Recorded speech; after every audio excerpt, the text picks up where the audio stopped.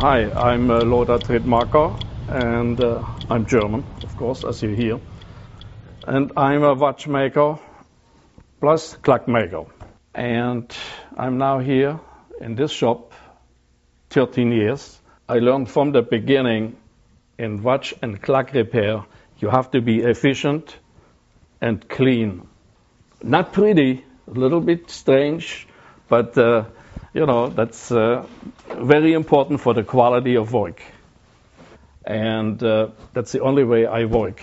Otherwise, go somewhere else. So, and the economy is tough, but I'm hanging in there. I don't need a lot of money.